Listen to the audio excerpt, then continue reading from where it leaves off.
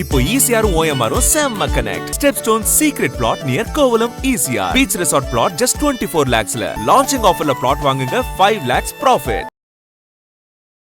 Doctor ஆகணும்னு சொல்லி அவங்க தனியாக ஒரு பயிற்சி எடுத்து அதுக்கு முறையாக படித்து தயாராகி அவங்க தேர்வுக்கு வராங்க. அப்போ உங்களுக்கு தெரியும் மாணவர்களுடைய உணர்வு எப்படி இருக்கும், அவங்க மன அழுத்தம் எப்படி இருக்கும், இந்த ப்ரிப்பரேஷன் மோட் அப்படின்னு ஒன்று இருக்குது. அதெல்லாம் தயாராகி வந்து நம்ம எழுதின அந்த டெஸ்ட் வந்து செல்லாது, இது மால் பிராக்டிஸ் நடந்திருக்குது, திரும்பவும் நம்ம அந்த பரீட்சை எழுதணும் அப்படின்னு சைக்காலஜிக்கலா எப்படி பாதிக்க மனநிலை எப்படி இருக்கும். நம்மளுக்கு நீட்டை எதிர்த்துட்டு இருக்கிறோம். இப்போ நீட்டெல்லாம் இப்போ யாருமே இங்கே அக்செப்ட் பண்ணிட்டுலாம் இல்லை. எல்லாரும் ஒரு நாள்தோறும் இங்கே வந்து எல்லா கட்சிகளுமே எதிர்த்துட்டு தான் இருக்கிறாங்கன்னு பார்க்கணும். இந்த இடத்துல எல்லாருடைய நம்பிக்கையும் சீர்குலைக்கும் வகையில் இந்த நீட் நிர்வாகம் நடந்திருக்கு அப்படின்றத பார்க்கணும். இல்லை ஏதோ ஒரு ஸ்டேட்ல வந்து மால் பிராக்டிஸ் நடக்குது, மிஸ்பிஹேவ் பண்ணியிருக்கிறாங்கன்னா நாளைக்கு அந்த ஒரு பாடி மேல எனக்கு என்ன நம்பிக்கை வரும்? உங்க மேல இருக்கக்கூடிய அந்த கிரெடிபிலிட்டி டோட்டலா வந்து ஸ்பாயில் ஆயிடுச்சு தமிழ்நாடு கவர்மெண்ட். இந்த தடவை நாங்க மதிப்பெண் அடிப்படையில் தான் எங்களுடைய தமிழ்நாட்டு மாணவர்கள் எங்களுடைய செலெக்ஷன் இருக்கும். எங்களுடைய அந்த 85% ஆன அட்மிஷனை நாங்கள் வந்து டோட்டலி எங்களுடைய மெரிட் பேசிஸ்லாம் போட போகிறோம். நீங்கள் டிக்ளேர் பண்ணலாம், ஒரு அவசர சட்டம் கொண்டு வந்து நீங்கள் கவர்னருக்கு அனுப்பலாம். கவர்னர் வந்து அனுமதி கொடுக்குறாங்களா இல்லையன்றது அடுத்த விஷயம். கோர்ட்டுக்கு போகலாம். கோர்ட்டுக்கு போனாலும் இது வந்து தமிழ்நாடு அரசுக்கு, தமிழ்நாடு மக்களுக்கு, தமிழ்நாடு மாணவர்களுக்கு ஆதரவான நிலைப்பாடு வருவதற்கு வாய்ப்பு இருக்கு. இது என்ன பண்ணலாம்னா அந்த என்ட்ரன்ஸை திருப்பி கொண்டு வரலாம். ஸ்டேட் லெவலில் நாங்கள் இந்த மெடிக்கலுக்கும் இன்ஜினியரிங்கும் சேர்த்து நாங்கள் என்ட்ரன்ஸ் கொண்டு வரோம். நீங்கள் ஒரு 5 லட்ச ரூபா செலவு பண்ணாமல் உங்களால் நீட்டு கிளியர் பண்ண முடியாது. ஒரு கோச்சிங் கிளாஸஸ்லாம் நீங்கள் போகலன்னா உங்களால் கிளியர் பண்ண முடியாது. உங்கள் மேலே நம்பிக்கை இல்லையே. எனக்கு தெரிஞ்சு இதை வலுவாக யாரும் எதிர்க்கலை. Corruption sir. இதுக்கு அந்த சென்ட்ரல் மினிஸ்ட்ரி யாரா அவர் வந்து பதவி வளர அளவுக்கு உங்கள் கோரிக்கை வைக்கலாம். நம்ம கவர்மெண்ட் வந்து நிச்சயமா வந்து இதை ஒரு ஆப்பர்ச்சுனிட்டியா எடுத்துட்டு வீட்டில் இருந்து ஒரு விளக்கு என்ன வேணும் ஸ்கூலுக்கு எல்லாமே இங்க இருக்கு. Super Saravana stores, Chennai, Madurai, Kovai.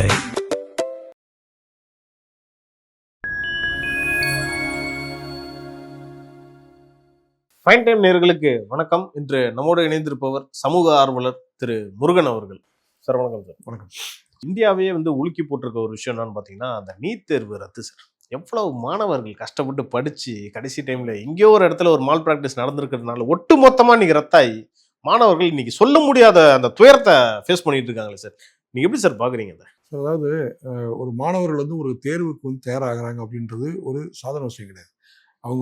அவங்க ஏற்கனவே அவங்க +2 முடிச்சுட்டு அதுக்கப்புறம் நான் ஒரு டாக்டர் ஆகணும்னு சொல்லி அவங்க தனியாக ஒரு பயிற்சி எடுத்து அதுக்கு முறையாக படித்து தயாராகி அவங்க தேர்வுக்கு வராங்க. அப்போ உங்களுக்கு தெரியும் மாணவர்களுடைய உணர்வு எப்படி இருக்கும், அவங்க மன அழுத்தம் எப்படி இருக்கும், அந்த ப்ரிப்பரேஷன் மோட் அப்படின்னு ஒன்று இருக்குது. அதெல்லாம் தயாராகி வந்து பிறகு நீங்கள் ஒரு என்ன டெஸ்ட்னு ஒன்று பண்ணுறீங்க, அதை ஃபில்டர் பண்ணுறீங்க. இந்த மாதிரி தான் ட்ரெஸ் கோட் இருக்கணும், உங்களுடைய நீங்கள் அதாவது என்ன சொல்றது, ரெஸ்ட்ரிக்ஷன்ஸ் நிறைய இருக்குது. இவ்வளவும் தாண்டி அவங்க வந்து ஒரு எக்ஸாம் என்ட்ரன்ஸை வந்து அவங்க எழுதியிருக்கிறாங்க. ஸோ எழுதி முடிச்சதுக்கப்புறம் இப்படி நம்ம எழுதின அந்த டெஸ்ட் வந்து செல்லாது, இதில் மால் பிராக்டிஸ் நடந்திருக்குது, திரும்பவும் நம்ம அந்த பரீட்சை எழுதணும் அப்படின்னு சைக்காலஜிக்கலா எப்படி பாதிக்க மனநிலை எப்படி இருக்கும், சைக்காலஜிக்கலா அவங்களுடைய மனநிலை எப்படி இருக்கும். இப்போ என்னன்னா இப்போ நம்ம உங்களுடைய ஸ்டேட் பாலிசிஸ் வேண்டாம், உங்கள் ஸ்டேட் அந்த எக்ஸாமினேஷன் பாலிசிஸ் அந்த மெடிக்கல் ஃபீல்டில் சொல்கிறேன் அது வேண்டாம், நாங்கள் வந்து நீட்டு கொண்டு வர்றோம், நேஷனல் லெவலில் இந்த டெஸ்ட்டு கண்டக்ட் பண்ணிக்கிறோம் அப்படின்னு சொல்லி பெரிய ஒரு சட்ட போராட்டத்துக்கெல்லாம் பின்பாக தான் இந்த நீட்டு வந்திருக்குன்னு பார்க்குறோம். நம்மளுக்கு நீட்டை எதிர்த்துட்டு இருக்கிறோம். இப்போ நீட்டெல்லாம் இப்போ யாருமே இங்கே அக்செப்ட் பண்ணிட்டுலாம் இல்லை. எல்லாரும் ஒரு நாள்தோறும் இங்கே வந்து எல்லா கட்சிகளுமே எதிர்த்து தான் இருக்கிறாங்கன்னு பார்க்குறோம். இந்த இடத்துல எல்லாருடைய நம்பிக்கையும் குலைக்கும் வகையில், சீர்குலைக்கும் வகையில் இந்த நீட் நிர்வாகம் நடந்திருக்கு அப்படின்றத பார்க்குறோம். ஏன்னா இங்கே யார் தப்பு பண்ணாலும் நிர்வாகத்தின் மேல் தான் அங்கே பொறுப்பு இல்லையா. ஒரு ட்ரஸ்ட்னு ஒன்று இருக்குது. அப்புறம் உங்கள் மேலே நம்புறதுக்கு என்ன இருக்குது? ஏன்னா நான் நம்புகிறேன், நான் எழுதக்கூடிய பரீட்சை வந்து சிறப்பாக இருக்கும், ஏன்னா நான் இங்கே தமிழ்நாட்டிலேருந்து எழுதுகிறேன். இல்லை ஏதோ ஒரு ஸ்டேட்டில் வந்து மால் பிராக்டிஸ் நடக்குது, மிஸ்பிஹேவ் பண்ணியிருக்கிறாங்கன்னா நாளைக்கு அந்த ஒரு பாடி மேலே எனக்கு என்ன நம்பிக்கை வரும்? கண்டிப்பாக கிரெடிபிலிட்டி சுத்தமாக போயிடும். இது நீங்கள் ஒரு மாணவன் மேலே அக்கறை இருக்கணும், உங்களுக்கு அவங்களுடைய நலனில் உங்களுக்கு அக்கறை இருக்கணும். இப்போ நீங்கள் ஒரு எலெக்ஷனில் நீங்கள் நிற்கிறீங்க, நீங்கள் ஜெயிக்கிறீங்க, நாளைக்கு அந்த எலெக்ஷன் மேலே செல்லாதுன்னு சொல்லிட்டா உங்களுக்கு எப்படி இருக்கும் மனநிலை? திருப்பியும் போய் மக்களை பாருங்க, திருப்பியும் போய் நீங்கள் மக்கள்கிட்ட ஓட்டு கேளுங்க, முடியாது, அவங்களே முடியாது. எவ்வளோ ஒரு மனவலி உங்களுக்கு இருக்கும். நீங்கள் அப்படின்னு சொல்லும்போது இன்னொரு டேட்டை போட்டு நீங்கள் வந்து திருப்பி வந்து எழுதுன்னு சொன்னால் என்ன அர்த்தம்? அது ஒன்று நான் என்ன சொல்றேன், இப்போ உங்க மேல இருக்கக்கூடிய அந்த கிரெடிபிலிட்டி டோட்டலா வந்து ஸ்பாயில் ஆயிடுச்சு. இப்போ ஸ்டாலின் அவர்கள் சொல்லியிருக்கிறாங்க, ஒரு அவசர சட்டம் வந்து ஒன்று ஏற்றுங்க, தமிழ்நாடு அரசு கேட்டிருக்கிறாங்க. பட் அதை கேட்டு இன்னும் வரைக்கும் அவங்க எந்த ஸ்டெப்பும் எடுக்கல. இப்போ இதை ஒரு வாய்ப்பா வந்து தமிழ்நாடு அரசு வந்து எடுத்துக்கணும் அப்படின்னு நினைக்கிறேன். ஏன்னா இப்போ அடுத்த பரீட்சை வச்சிருக்கிறாங்க 21ஆம் தேதி. இதுக்குள்ள அந்த பரீட்சைக்கு ஒரு ஸ்டே வாங்கிட்டு இந்த தடவை நாங்க தமிழ்நாடு கவர்மெண்ட் இந்த தடவை நாங்க மதிப்பெண் அடிப்படையில் தான் எங்களுடைய தமிழ்நாட்டு மாணவர்கள் எங்களுடைய செலெக்ஷன் இருக்கும். அப்படி பார்த்தா வேற ஸ்டேட்ல இருந்து இங்க இந்த வாட்டி தமிழ்நாட்டுல அட்மிஷன்ஸ் கிடைக்காது இல்ல sir? Full and full Tamil Nadu மாணவர்கள் மட்டும் தானே கிடைக்கும். இல்ல கிடைக்கும்னா 15% வேணா உங்களுக்கு கொடுத்துறோம், நீ நீட் வச்சுக்கோங்க. ஏன்னா 15% நம்ம மாணவர்களும் அங்கே டிராவல் பண்ணலாம். நீங்க விரும்பக்கூடிய மாணவர்கள் நீட் எழுதிக்கோங்க. நீங்க வேற ஒரு ஸ்டேட்டுக்கு நீங்க போகணும் அப்படின்னு நினைக்கிறவங்க எழுதிக்கோங்க, அது அப் டு யூ. ஆனால் எங்களுடைய அந்த 85% ஆன அட்மிஷனை நாங்க வந்து டோட்டலி எங்களுடைய மெரிட் பேசிஸ்லாம் போட போறோம். 12th மார்க் பேசிஸ் நீங்க டிக்ளேர் பண்ணலாம். ஒரு அவசர சட்டம் கொண்டு வந்து நீங்கள் கவர்னருக்கு அனுப்பலாம். கவர்னர் வந்து அனுமதி கொடுக்குறாங்களா இல்லையன்றது அடுத்த விஷயம். கோர்ட்டுக்கு போகலாம். கோர்ட்டுக்கு போனாலும் இது வந்து தமிழ்நாடு அரசுக்கு, தமிழ்நாடு மக்களுக்கு, தமிழ்நாடு மாணவர்களுக்கு ஆதரவான நிலைப்பாடு வருவதற்கு வாய்ப்பு இருக்கு. நிச்சயமா இதுக்கு வந்து வாய்ப்பு இருக்கு அப்படின்னு பாக்குறோம். ஏன்னா இந்த கிரெடிபிலிட்டி விஷயத்துல ஒரு கொஸ்டின் வந்திருக்குது. திரும்ப மாணவர்களுக்கு மன அழுத்தத்தை கொடுப்பது போன்ற ஒரு சூழல் இருக்குன்னு பாக்குறோம். ஏற்கனவே இந்த வழக்கு வந்து பாத்தீங்கன்னா அன்றைக்கு விசாரிக்கப்படும் பொழுது இவங்க நளினி சிதம்பரம் அவர்கள், திருமதி நளினி சிதம்பரம் அவர்கள் தான் இதில் வந்து அட்வொகேட்டா இருந்து நீட்டு நிர்வாகத்துக்காக பணியாற்றுறாங்கன்னு பாக்குறோம். அப்பயே என்ன ஒரு கொஸ்டின் வந்துச்சுன்னா, இங்க தமிழ்நாடு மட்டும் விதிவிலக்கு கேட்கும் பொழுது இங்க ப்ராப்பர் என்ட்ரன்ஸ் இல்லை. ஏன்னா என்ட்ரன்ஸே இல்லாம இங்க வந்து அட்மிஷன்ஸ் நடந்துகிட்டு இருக்கு அப்படின்றது. ஆக்சுவலா என்ட்ரன்ஸ் முன்னாடி இருந்து எம்ஜிஆர் அவருடைய ஆட்சி காலத்துல என்ட்ரன்ஸ் கொண்டு வரப்பட்டு கலைஞர் தான் ரிமூவ் பண்ணாரு. கலைஞர்கள் ரிமூவ் பண்ணாங்க. அது ரிமூவ் பண்ணதுக்கான ஒரு காரணமும் இருக்கு. பொதுவாக என்னன்னு கேட்டீங்கன்னா, இங்க சிபிஎஸ்இ மாணவர்களுக்கும் இங்க மெட்ரிகுலேஷன் மாணவர்களுக்கு இடையே ஒரு வித்தியாசம் இருந்தது. அப்ப எல்லாருக்கும் ஒரு காமனா இருக்கட்டும் அப்படின்னு சொல்லி ஒரு காமன் கோடா இருக்கட்டும் தான் அந்த என்ட்ரன்ஸ் வந்து அவங்க நிறைய ஸ்கோர் அந்த ஒரு பார்சியாலிட்டி இங்க இருக்கு.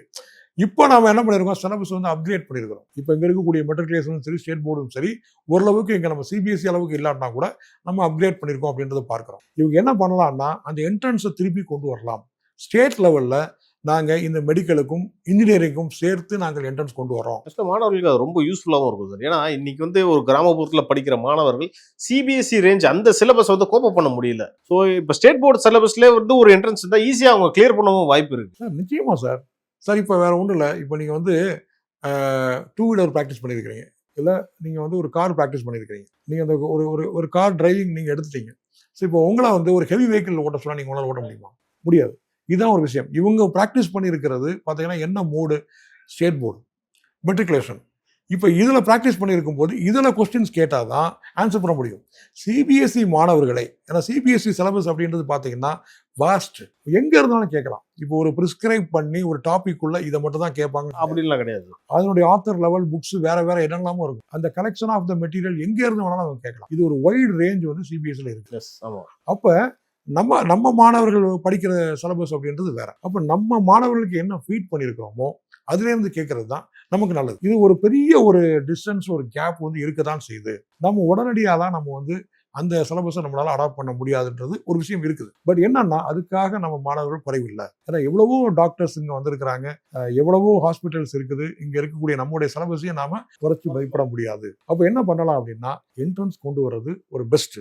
இந்த வருடம் மட்டும் நாம என்ன பண்ணலாம், மெரிட் பேசிஸ்ல மதிப்பெண்கள் அடிப்படையில் நாங்கள் அட்மிஷன் பண்ணிக்கிறோம். இதற்கு அப்புறம் நாங்கள் என்ட்ரன்ஸ் இதை வந்து நம்ம என்ன பண்ணலாம், இங்க ஒரு ஆர்டன்ஸா போட்டு கவர்னர் கிட்ட நம்ம அனுமதி கேட்கலாம். தமிழ்நாடு எப்படி நம்ம ஜல்லிக்கட்டுக்கு நம்ம விளக்கு வாங்கணும் இல்லையா, தமிழ்நாடுக்கு மட்டும் விளக்கு. அதுக்கு காரணம் இதே காரணமா சொல்லலாம். போன டிஎம்கே கவர்மெண்ட் கூட நிறைய தீர்மானங்கள் நிறைவேற்றினாங்க சார். அதுவே கிடப்புல தானே சார்? இல்ல, கிடப்புல இருக்கு. பட் ஒரு விஷயம் நீங்க கவனிக்கணும். இது வந்து ஒரு ஸ்ட்ரெயிட் ஃபார்வர்ட் கவர்மெண்ட்னு சொல்லக்கூடிய ஒரு கவர்மெண்ட் பாக்குறோம், ஒரு நியூ கவர்மெண்ட் பாக்குறோம், ஒரு அரசியல் கலப்பு இருக்காது, நியூ வேவ்னு பாக்குறோம். அரசியல் கலப்பு இருக்காது, கரப்ஷன் இருக்காதுன்ற ஒரு நம்பிக்கை மக்கள் கிட்ட இருக்கு. அதை நிரூபிக்க வேண்டியது விஜய் அரசு கையில இருக்கு, விஜய் அவர்களுடைய கையில தான் இருக்கு. என்னன்னு கேட்டாங்கன்னா, நீங்க இப்ப ஸ்ட்ராங்கா சொல்லணும், நீட்டு வேணாம்னு சொல்லி சும்மா ஒரு எழுத்துல ஒரு வார்த்தை நீட்டுன்றது நம்ம என்னமோ யாரு பெருசா சொன்னாங்களோ அன்னைக்கு பிஜேபி தலைவர்கள் நிறைய பேர் சொன்னாங்க. நீட்டு பாத்தீங்கன்னா நீட்டு வந்ததுனால உங்களுக்கு அப்படிங்க ஒரு சாதாரண ஒரு மாணவனும் வந்து நீங்க ஒரு 5 லட்சம் ரூபாய் செலவு பண்ணாமோ உங்களால நீட்டு கிளியர் பண்ண முடியாது. 5 lakhs இப்போ உங்க பசங்க படிக்கிறாங்கன்னா ஒரு 5 lakhsக்கு குறைஞ்சு நீங்க வந்து ஒரு கோச்சிங் கிளாஸஸ்லாம் நீங்க போலன்னா உங்களால கிளியர் பண்ண முடியாது. இந்த சிச்சுவேஷன் தான் இருக்கு. அப்போ என்ன, அரசு பள்ளிக்கூடங்கள்ல இந்த நீட்டு கோச்சிங் சென்டர்ஸ் வரணும், இந்த ஆசிரியர்கள்லாம் வாலண்டியரா அவங்களுக்கு டீச் பண்ணணும், வேற வழி இல்லைன்னு சொல்லும் பொழுது இப்ப கிடைத்திருக்கக்கூடிய ஒரு வாய்ப்பு நம்ம லெவலில் ஸ்டேட் போர்டு லெவலில் மெட்ரிகுலேஷன் லெவலில் என்ட்ரன்ஸை கொண்டு வரணும். கொண்டு வந்து இதை சிபிஎஸ்சி மாணவர்கள் நீங்களும் எழுதுங்க. இங்கே நீங்கள் ஸ்டேட்டில் நம்ம ஸ்டேட்டில் இருக்கிறீங்கன்னா நீங்கள் இந்த என்ட்ரன்ஸ் எக்ஸாம் நீங்கள் கிளியர் பண்ணுங்க. அதர்வைஸ் நீங்கள் வந்து அதர் ஸ்டேட்டுக்கு போங்க. இதை வந்து தமிழக அரசு கொண்டு வர்றது மிக சிறந்தது. எப்படி நம்ம ஜல்லிக்கட்டுக்காக நம்ம வந்து வாங்கினோமோ அதே மாதிரி நம்ம வாங்கணும். கவர்னர் ஒருவேளை கொண்டு வரல அப்படின்னா உடனடியாக நம்ம கோர்ட்டுக்கு போகணும். இல்லைன்னா நம்ம பிஜேபி கவர்மெண்ட் பிளேம் பண்ணணும். நீங்க வந்து உங்க மேல நம்பிக்கை இல்லையே. இதை எனக்கு தெரிஞ்சு இதை வலுவாக யாரும் எதிர்க்கல sir. Corruption is corruption sir. இதுக்கு அந்த சென்ட்ரல் மினிஸ்ட்ரி யாரா அவர் வந்து பதவி வளர அளவுக்கு உங்க கோரிக்கை வைக்கலாம். ஆமா, வச்சே ஆகணும். ஏன்னா ஒட்டுமொத்த மாணவர்களுடைய நம்பிக்கை ஒரு ஆள் தப்பு பண்றாரு அப்படின்னா சொல்றதுக்கு சொல்லலாம் சார். நீங்க வந்து நம்ம இது வரைக்கும் நீட்டை பத்தியே பேசிட்டு இருக்கோம். 2 வருஷத்துக்கு முன்னாடி யூஜிசி நெட்னு ஒரு எக்ஸாம் நடந்துச்சு, அதுவும் கேன்சல் ஆச்சு சார். எஸ், இது ஒன்றும் ஃபர்ஸ்ட் இன்சிடென்ட் கிடையாது. கண்டிப்பா. தொடர்ந்து இந்த மாதிரி சம்பவங்கள் நடக்கிறப்ப full and full credibility responsibility minister தான், தர்மேந்திர பிரதான் அவர் தான். என்ன பொறுப்பு கேட்கறாங்க சார்? அதாவது மாணவர்களை ட்ரீட் பண்ணக்கூடிய விதம்னு இருக்கு பாத்தீங்களா? அதாவது என்னன்னா அவங்க மைண்ட் பண்றதே இல்லை. இந்த மாணவர்களுக்கு வந்து ஒரு பிளீசிங்கா ட்ரீட் பண்றது இல்லை அவங்கள. இப்போ நீங்க பாத்தீங்கன்னா யூபிஎஸ்சி எக்ஸாம் நான் சொல்றேன், யூபிஎஸ்சி கூட சொல்றேன் நான். தமிழ்நாட்டில் எவ்வளவு சென்டர்ஸ் கொடுக்குறாங்கன்னு நினைக்கிறீங்க சார்? அங்க நாகர்கோவில்ல இருக்கிற பையன், மதுரையில் இருக்கிறவங்க சென்னையில வந்து எழுதுறாங்க. அவங்க வர்றது வந்து பாத்தீங்கன்னா அவங்க இங்க ரூம்ஸ் சென்னையில ரூம்ஸ் எடுக்கிறாங்களா இல்லையா நமக்கு தெரியாது. ஆனா இப்போ நான் பார்க்கும்போது பாத்தீங்கன்னா ஒரு டி நகர்ல ஒரு மெயின் ரோட்ல இருக்கிற ஒரு ஸ்கூல், இந்த ஸ்கூலுக்குள்ள இந்த கேண்டிடேட்டை அந்த மாணவர்களை மட்டும்தான் அனுமதிக்கிறாங்க. That's good. பேரண்ட் அனுமதிக்கிறது இல்லை, நைஸ். அவங்களுடைய பேக் கூட உள்ள கொண்டு போகக்கூடாது. அவங்களுடைய ஹால் டிக்கெட் மட்டும்தான். கேஷ் பாக்கெட்ல இருந்தா கூட உள்ள கொண்டு போகக்கூடாது. ரோட்ல போட்டுட்டு போறாங்க. அவங்கள ஊர்ல சாப்பிட்றது கூட உள்ள அலோவ் பண்றது. அவங்க காலையில் ஒரு எக்ஸாம், மத்தியானம் ஒரு எக்ஸாம். நீங்க அவங்க எந்தெந்த வேரியஸ் சிட்டிஸ்ல இருந்து அவங்க வராங்க. அவங்க என்ன கனவுகளோட ஒரு யூபிஎஸ்சி ஆகணும், ஒரு ஐஏஎஸ் ஆகணும் அப்படின்ற கனவுகளோட வர்றாங்க. ரோட்ல உட்காந்து சாப்பிட்றாங்க. எனக்கு ரொம்ப அன்னைக்கு நான் வந்து பார்த்தேன், எனக்கு ரொம்ப ஒரு கண்ணீர் விடாத போல தான். கிடைக்கிற அந்த பிரெட்டோ இல்லை ஏதோ ஒன்று வாங்கிட்டு, ஏன்னா காலையில் ஒரு எக்ஸாம் இருக்கு, ஒரு மத்தியானம் ஒரு எக்ஸாம் இருக்கு. அங்கே ஒரு மரம் இருக்கு ரோட்ல, மெயின் ரோடு, டி நகர்ல இருக்கிற ஒரு மெயின் ரோடு. நான் விட்னஸாக நான் பார்த்தேன். உண்மையே அந்த இடத்துல ஒரு பிசி நம்ம பாராட்டணும். போலீஸ் அவங்களுக்கு எங்க பேக் வச்சுட்டு போகும்னு தெரியல. அந்த ஊர்ல இருந்து கிளம்பி வந்து அந்த பேக்கோட இருக்கிறாங்க. பிளஸ் இவங்களுடைய அந்த ஸ்டடி மெட்டீரியல், புக்ஸ் மெட்டீரியல்லாம் இருக்குது. அவர் சொல்றாரு, இந்த மரத்தடியில போட்டு போங்க, நாங்க பாத்துக்கிறோம், உங்க பேக் எங்கேயும் போகாது. கேம்பஸுக்குள்ள அலோவ் பண்ணல. நான் என்ன சொன்னேன், நீங்க கேம்பஸுக்குள்ள ஒரு ரூம் கொடுங்கன்றேன். ஸ்கூல் தானே அது. ஒரு ஸ்கூலுக்குள்ள ஒரு 2 ரூம்ஸ் கொடுங்க. அவங்களுடைய ரெஸ்ட் ரூம் அலோவ் பண்ணுங்க. அவங்களுக்கு ஒரு டீ காஃபி கொடுங்க. அவங்கள ப்ளீசிங்கா ட்ரீட் பண்ணுங்கன்னு நான் கேட்கறேன். அதுவே போதும் சார். நீங்க அவங்களோட இடத்துல அலோவ் பண்ணிட்டு அவங்க ஒரு அட்டெண்டரை போட்டு அவங்க பேக் கொடுக்குறாங்களா, அதுக்கு ஒரு டோக்கன் கொடுங்க. நீங்க இந்த ஒரு நாளைக்கு நீங்க வந்து பாத்தீங்கன்னா டி நகர்ல இந்த எண்ட்ல இருந்து அந்த எண்டு வரைக்கும் ஃபுல்லா யூபிஎஸ்சி மாணவர்கள் தான். அவங்க உட்காந்து ரோட்ல உட்காந்து படிச்சுட்டு இருக்காங்க. மத்தியான எக்ஸாமுக்கு ஒரு 2:30 ஆரம்பிக்குது அப்படின்னா அது வரைக்கும் உட்காந்து ரோட்ல தான் படிக்கிறான், ரோட்ல தான் சாப்பிடுறான். அவன் பாஸ் ஆகல 2வது பட்சம் சார். அவனுக்கு நீங்க என்ன மரியாதை கொடுக்குறீங்க? ஒரு பொலைட்னஸ், ஒரு ப்ளீசிங்கான ஒரு ஹாஸ்பிட்டாலிட்டி உங்ககிட்ட இல்லையே. அப்ப என்ன அர்த்தம் சொல்லுங்க? ஸோ இங்கேருந்து தான் சார் நம்ம நிறைய விஷயம் பேசுறோம். இன்னைக்கு ஆஃபீஸர்ஸ்லாம் வந்து சரியா ஒர்க் பண்ண மாட்டாங்க அப்படின்ற விஷயம் அங்க ஸ்டார்ட் ஆகுது. சரி, முதல்ல வந்து ஹியூமனிட்டி தான் முக்கியம். மனிதர்களை முதல்ல மதிங்க. நீங்க எங்கேயும் நீங்க ஒரு அமைச்சர்களோ ஒரு அதிகாரிகளோ நீங்க வானத்துல இருந்துலாம் குவிக்கல. ஃபர்ஸ்ட் வந்து ஒரு கரப்ஷனுடைய பேஸே வந்து பாத்தீங்கன்னா அதிகாரிகள் தான். கவர்மெண்ட் சர்வெண்ட் அவங்க தான். அப்ப அவங்க சரியா செயல்பட வைக்கிறது தான் அரசியல்வாதிகளுடைய கடமை. எப்படி ஒரு வளர்ப்பு ஒரு பெற்றோர்களுக்கு எப்படி முக்கியமோ அந்த கடமை கவர்மெண்ட்டுக்கும் இருக்கு. ஸோ அவன் எதை பார்த்து வளர்றானோ அவங்க நாளைக்கு ஆஃபீஸர்ஸ் ஆனதுக்கு அப்புறம் அவங்க அதை தான் கையில் எடுப்பாங்க சார். அவங்க ஒவ்வொருத்தரும் ஒரு ஐஏஎஸ் ஆகணும் அப்படின்னு ஒரு கனவோட வர்றான். வெதர் அவங்க ஆகலாம் ரெண்டாவது. பட் என்னன்னா ஒரு மினிமம் ட்ரீட்மெண்ட் இல்லைன்ற இதே தான் நான் நீட்டுக்கு நான் கொண்டு வரேன். ஸோ நீட்டும் அதே மாதிரி தான். அவங்க ஒரு டாக்டர்ஸ் கனவு இவங்களையும் நீங்க பாத்தீங்கன்னா உள்ள அலோவ் பண்றது. அந்த டைமுக்கு தான் அந்த கேட்டை ஓப்பன் பண்றது. என்ன அப்படின்னா செக்யூரிட்டி அலர்ட், இவங்க ஏதாவது ஒரு ஸ்பை கேம்ப் கொண்டு வந்துருவாங்க, அதை கொண்டு வந்துருவாங்க. இவ்வளவு தூரம் பாக்குற நீங்க உங்ககிட்ட நீங்க கோட்டை விட்டீங்களே. ஒரு ப்ரொஃபசர் சார் அதுல ஈடுபட்ட அந்த கல்பிரேட் அவரு சார். அதுக்கு பின்னாடி எவ்வளவு பெரிய செயின் இருக்கு நமக்கு தெரியாது. அதுக்கு பின்னாடி கிட்டத்தட்ட நம்ம வரக்கூடிய ரூமர்ஸ் எல்லாம் பாத்தீங்கன்னா 5 லட்சம் 10 லட்சம் இப்படிலாம் கொஸ்டின் பேப்பரை வித்தோன்னு பாக்குறேன். பெரிய மாஃபியாவே இருக்கும் போல இருக்கு. நான் என்ன சொல்றேன், எதுக்கு உங்க கையில கொடுத்துட்டுன்ற? நீங்க கொடுத்ததை நீங்க ஒழுங்கா பார்க்கல. இது அரசியல் கட்சிகள் கையில எடுத்து மிகப்பெரிய லெவல்ல ஒரு விஷயத்தை போராட்டம் பண்ணி இனிமேல் உங்க கையில கொடுக்குறது எனக்கு புரியல சார். இது தமிழ்நாட்டுல இந்த ஃபியர்ஸ் இருக்கு சார். அதாவது நீட்டுக்கு அகைன்ஸ்டா நார்த் இந்தியால அந்த மெடிக்கல் இன்ஃப்ராஸ்ட்ரக்சரே இல்ல. நீட் வந்ததுக்கு அப்புறம் தான் அவங்க மெடிக்கலே படிக்கிறாங்கன்றாங்களே சார். அதனாலதான் இந்த நீட் இன்னும் ஸ்ட்ராங்காவே இருக்கா இந்தியால? இல்ல சார், அவேர்னஸ் இருக்கணும். நிறைய காலேஜஸ் இருக்கிறது தமிழ்நாட்டில் தான்.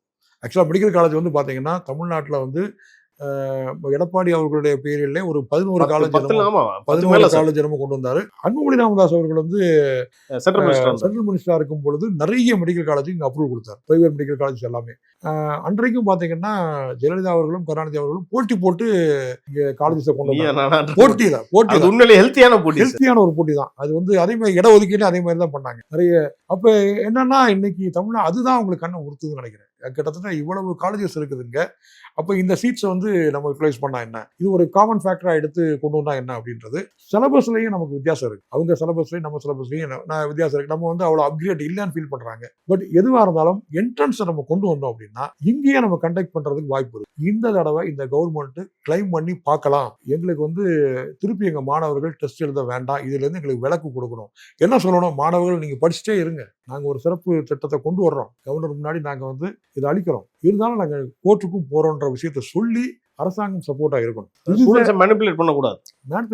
ஸ்டூடெண்ட்ஸை வந்து இல்லப்பா என்ட்ரன்ஸ் வராதுன்னு சொல்லிடக்கூடாது. நீ ப்ரிப்பேர் பண்ணதை பண்ணிட்டே இருங்க. ஆக்சுவலா இந்த டிஎம்கே 2021 இந்த மேனிபுலேஷன் பண்ணாங்க. வந்தோடனே வந்து ஃபர்ஸ்ட் கையெழுத்து நீட்டு ரத்துனாங்க, மாணவர்கள் நம்பினாங்க. கரெக்ட். அது அவங்க பண்ணது பெரிய தப்பு சார். ஆக்சுவலா இல்ல அந்த மாதிரி சொல்லக்கூடாது. ஆக்சுவலா வந்து என்னன்னு கேட்டீங்கன்னா மாணவர்கள் கிட்ட ஒரு விஷயம் சொல்றது கட்சி முனை நடக்கிற மாதிரி. ஆமா, ரொம்ப சென்சிட்டிவான விஷயம். இதுவே அவனை திருப்பி அவன் எல்லாம் முடிஞ்சுன்னு நினைக்கும் போது திருப்பி உட்காந்து நீ இல்லை நீ படிப்பா நீ வாப்பான்னு சொன்னா அவனுக்கு எவ்வளவு பேர்டன் இருக்கும் பாருங்க. ஏன்னா +2 எக்ஸாம் முடிச்சுட்டு வந்திருக்கிறான், இந்த எக்ஸாம் எழுதியிருக்கிறான். வெதர் நல்லா படிக்கிறானோ இல்லையோ, பேரண்டோடைய கம்பல்சன் எழுதுறாங்களோ எப்படி எழுத அழுத்தம் தான் அது. திரும்ப நீ போய் எக்ஸாம் எழுதிட்டு வாப்பா அப்படின்னு சொன்னா அது அவனுக்கு கொடுக்கக்கூடிய பெஸ்ட் பனிஷ்மெண்ட். இல்ல நான் கேக்குறேன் சார், இப்ப நீட்டுக்கு படிக்கிறாங்க மாணவர்கள் எவ்வளவு ப்ரெஷர், பேரண்ட்ஸ் சைட்ல இருந்து எவ்வளவு ப்ரெஷர் கொடுத்துருப்பாங்க படின்ட்டு. இப்ப அதையும் தாண்டி ஒரு எக்ஸாம் முடிச்சுட்டு மறுபடியும் இப்படி நடக்கிறப்போ பேரண்ட்ஸுக்கும் இப்போ ஒரு பெரிய கவலை, மாணவர்களுக்கு கவலை, அப்படி தள்ளிட்டாங்களே சார் கவர்மெண்ட். இல்ல அதுதான் தப்புன்றேன்.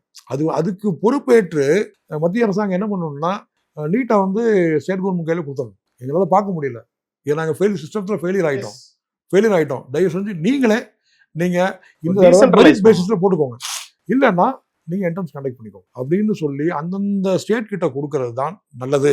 அட்லீஸ்ட் இந்த வாட்டியாவது இந்த தடவையாவது அந்த மாதிரி கொடுக்கறது நல்லது. அடுத்த தடவை நம்ம தமிழ்நாடு கவர்மெண்ட் என்ன செய்யணும்னா என்ட்ரன்ஸ் நம்ம கொண்டு வந்து நாமளே நடத்துறதுக்கு முயற்சி பண்ணணும். அது இப்பதான் சார் அவங்க தோணி இருக்கு. இவ்வளவு நாள் ஓஎம்ஆர்ல வச்சுட்டு இருந்தாங்க, இப்போ வந்து ஆன்லைன்ல எக்ஸாம் கண்டக்ட் பண்றோம்னு சொல்லியிருக்காங்க. இது ஏன் அப்பயே ஆன்லைன்ல இருந்தாலும் கூட பிரச்சனை இருக்குல்ல சார்?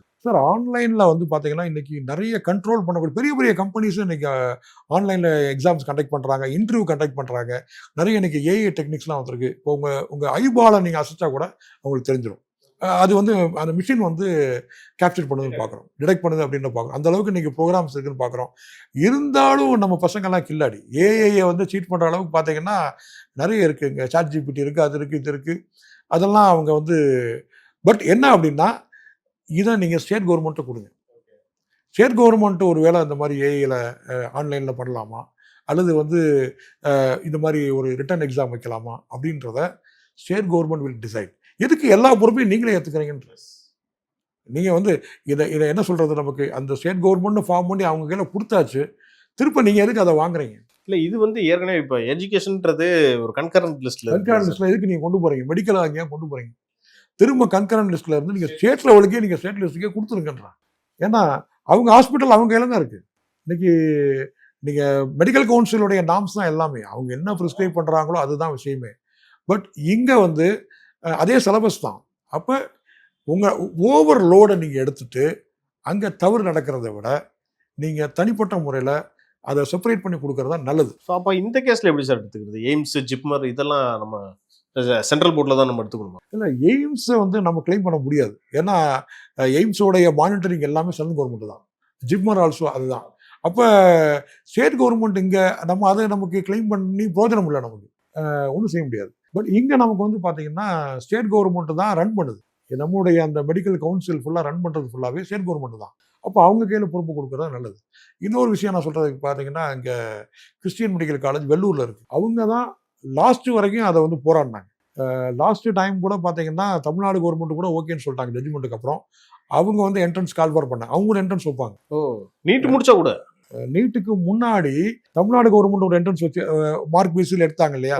அந்த டைம்லயே வெள்ளூர் மெடிக்கல் காலேஜ் என்ன பண்ணுவாங்க, அவங்க ஒரு என்ட்ரன்ஸ் வைப்பாங்க. இந்த நீட்டுக்கெல்லாம் முன்னாடி சொல்றீங்க? நீட்டுக்கெல்லாம் முன்னாடி அவங்க மார்க் பேசிஸே கிடையாது. நீங்க ரொம்ப உங்களுக்கு ஆச்சரியமா இருக்கும், அவங்க கிட்ட மார்க் பேசிஸ் கிடையாது. உங்களுக்கு சர்வீஸ் மைண்ட் இருக்கான்னு பார்ப்பாங்க. மெடிக்கல் ப்ராக்டிஸ் பண்ற அளவுக்கு உங்களுக்கு சர்வீஸ் மைண்ட் இருக்கான்னு பார்ப்பாங்க. அவங்களுடைய பேசிக் நாம்ஸே அதுதான். அது ஒரு டெஸ்ட், ரொம்ப லிமிட்டட் சீட்ஸ் தான் அவங்களுக்கு உண்டு. அப்போ அவங்க ஒரு என்ட்ரன்ஸ் நடத்திட்டு இருந்தாங்க, அவங்களும் தனியாக ஃபைட் பண்ணாங்க. இன்னைக்கு வந்து பார்த்தீங்கன்னா உங்களுக்கு சிஎம்சியில் இருக்கக்கூடிய ஃபெசிலிட்டிஸே தனி, சர்வீஸ் மைண்டில்.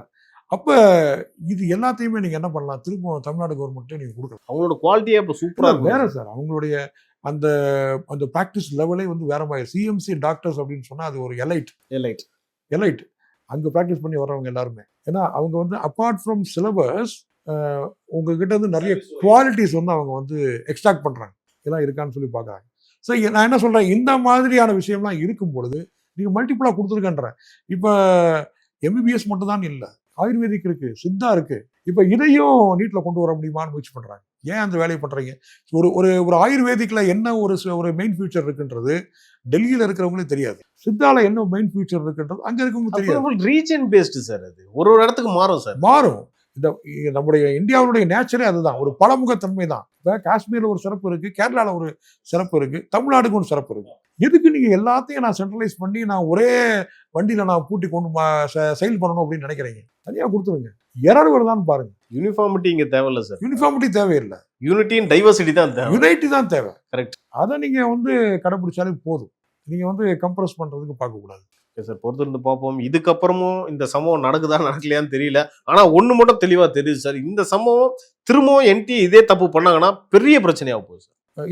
இதுவே ரொம்ப எக்ஸ்ட்ரீம் சார். இது ரொம்ப எக்ஸ்ட்ரீம். இது நடந்திருக்க கூடாது. ஆமா சார், இதெல்லாம் வந்து இன்னைக்கு நம்ம கவர்மெண்ட் அக்செப்ட் பண்ணக்கூடாது. நம்ம கவர்மெண்ட் வந்து நிச்சயமா வந்து இதை ஒரு ஆப்பர்ச்சுனிட்டியா எடுத்துட்டு நீட்ல இருந்து ஒரு விளக்கு கேட்கும். கண்டிப்பா சார், பொறுத்திருந்து பார்ப்போம் சார் இதுக்கப்புறம் என்ன நடக்குதுன்ட்டு. ஒரு நேரத்துக்கும் கருத்துக்கும் நன்றி சார். நன்றி.